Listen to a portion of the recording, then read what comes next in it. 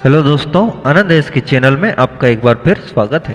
आज हम आपको बताने वाले हैं किन कारणों से एक ही गोत्र में विवाह की मनाही है, शास्त्रों ने क्यों एक ही गोत्र में विवाह की मनाही कर दी है और इसका असर किस किस पर पड़ता है। विवाह भारतीय समाज का एक अहम हिस्सा है। हिंदुओं में विवाह पद्धति के संबंध में कई प्राचीन परंपराएं मौजूद हैं। इनमें से एक है अपने गोत्र में शादी न करना। इसके अलावा माँ, नानी और दादी का गोत्र भी टाला जा सकता है। ऐसा क्यों होता है, इसका उल्लेख पुराणों में वर्णित है।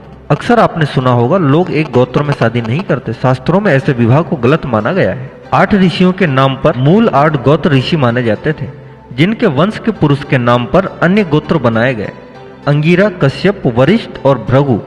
जबकि जैन ग्रंथों में भी 7 गोत्रों का उल्लेख है: कश्यप, गौतम, वत्स्य, कुत्स, कौशिक, मंडव्य और वशिष्ठ। विभिन्न समुदायों में गोत्र की संख्या अलग अलग है।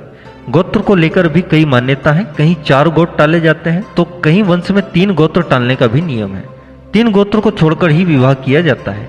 एक स्वयं का गोत्र, दूसरा माँ का गोत्र और तीसरा दादी का गोत्र। कहीं कहीं नानी के गोत्र को भी माना जाता है और उस गोत्र में विवाह नहीं होता। मनुस्मृति में लिखा है, एक ही गोत्र में शादी नहीं करना चाहिए।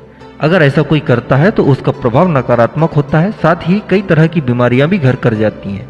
एक ही गोत्र में विवाह करने से संतान में अनेक दोष पैदा होते हैं। हिंदू संस्कृति में एक ही गोत्र विवाह न करने की एक और बड़ी वजह है। एक ही गोत्र के होने के कारण हिंदुओं में लड़का और लड़की भाई बहन होते हैं, क्योंकि उनके पूर्वज एक ही वंश के होते हैं। ऐसे में एक ही गोत्र में विवाह वर्जित माना जाता है। हमारी धार्मिक मान्यता के अनुसार एक ही गोत्र या एक ही कुल में विवाह करना पूरी तरह प्रतिबंधित किया गया है। यह प्रतिबंध इसलिए लगाया गया है क्योंकि एक ही गोत्र या कुल में विवाह होने पर दंपति की संतान अनुवांशिक दोष के साथ उत्पन्न होती है। विज्ञान द्वारा भी इस संबंध में यही बात कही है कि सगोत्र शादी करने पर अधिकांश ऐसे दंपति की संतानों में अनुवांशिक दोष अर्थात मानसिक विकलांगता, अपंगता, गंभीर रोग आदि जन्मजात ही पाए जाते हैं। यही कारण है कि हमारे शास्त्रों में एक ही गोत्र में विवाह करने से मनाही की गई है।